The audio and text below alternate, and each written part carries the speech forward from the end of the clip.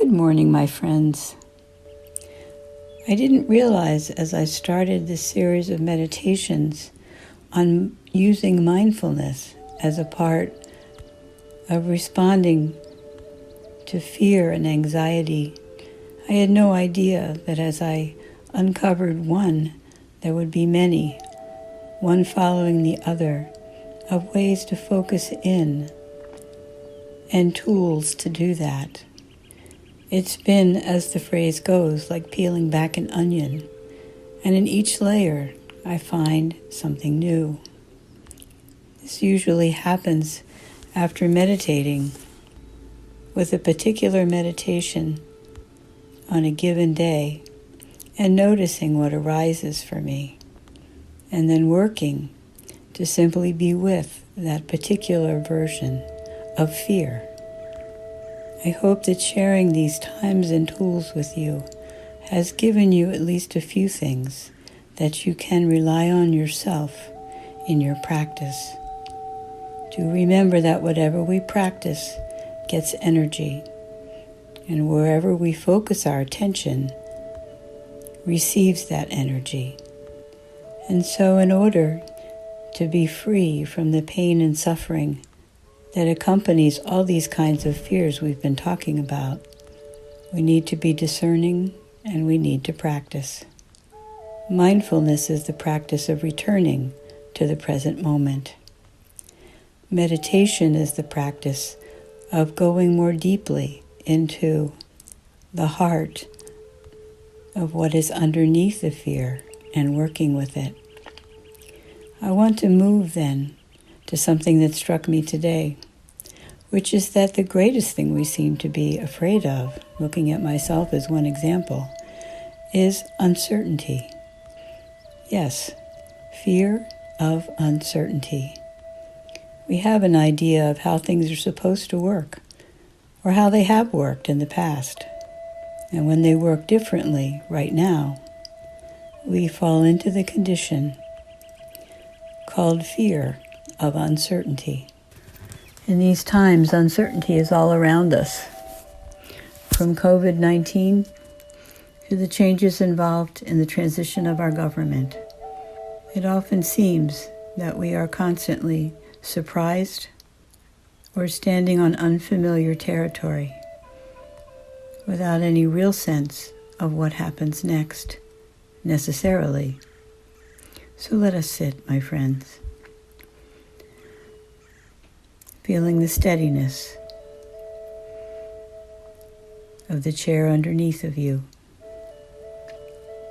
and how reliable it has become to sit in this position and gradually allow your breath to straighten your spine and circle through your body, down your face, into your torso, and release as you let out that breath all the way out to nothing, empty. Breathing in, breathing out. Breathing in, I know I am breathing in. Breathing out, I know that I live in the present moment. Even as everything keeps changing, whether I'm aware of it or not. Pema Chodron, a Tibetan Buddhist nun, puts it this way: we seem doomed to suffer simply because we have a deep-seated fear of how things really are. Our attempts to find lasting security are at odds with the fact that we are part of a dynamic system in which everything and everyone is in the process of change. She continues, and it leaves us with some provocative questions. How can we live wholeheartedly in the face of impermanence, knowing that one day we're going to die? What is it like to realize we can never completely and finally get it all together? How is it possible to increase our tolerance for instability and change?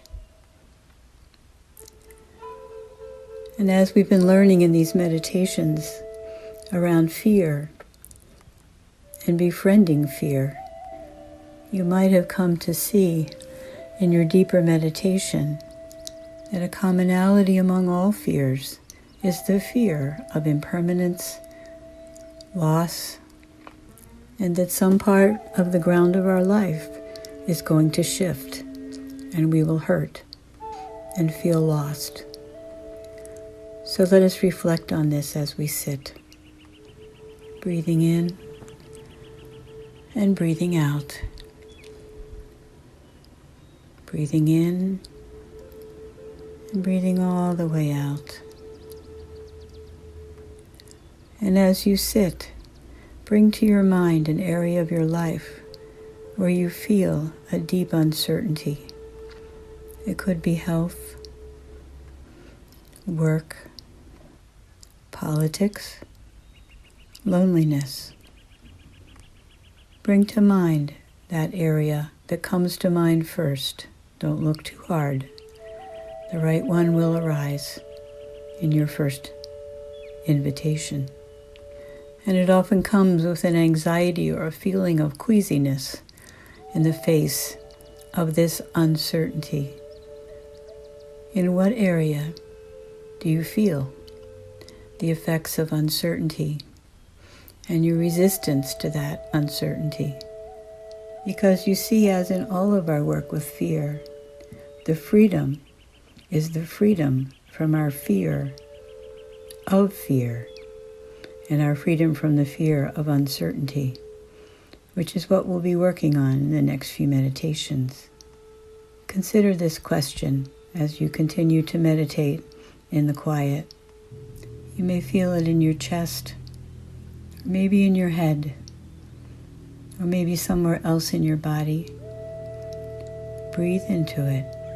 Breathe into the sensation of this edgy queasiness, of uncertainty. And reflect on this question.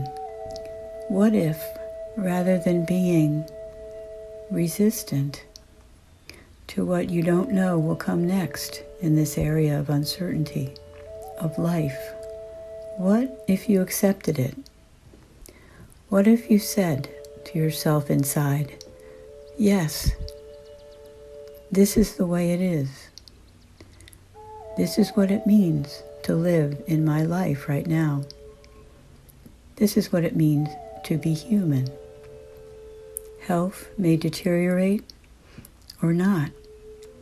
Financial insecurity may continue or not. Something I deeply want to be different right now. This is the way it is right now. And mindfully attend to where your thoughts and your feelings go as you say that to yourself, and begin to be willing to believe it.